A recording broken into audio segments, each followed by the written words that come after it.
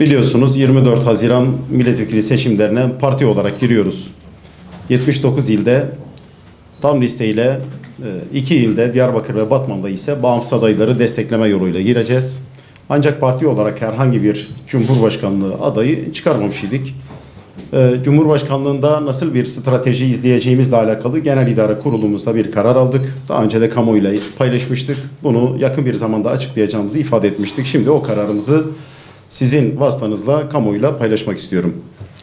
24 Haziran'da yapılacak olan Cumhurbaşkanlığı seçiminin altyapısı biliyorsunuz 16 Nisan 2017 referandumuyla oluşturulmuştu.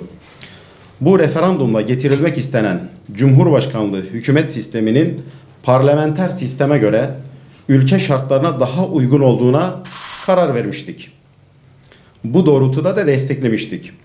Bu yeni sistemin doğru bir zemin ve doğru bir temelde şekillendirilmesi için 16 Nisan referandumunda parti olarak ortaya koyduğumuz ilkeli duruşumuzu devam ettireceğiz. Bundan hareketle mevcut şartları göz önünde bulundurarak Cumhurbaşkanlığı hükümet sistemini devam ettirme yönünde irade beyanında bulunan Sayın Recep Tayyip Erdoğan'ı destekleme kararı aldık.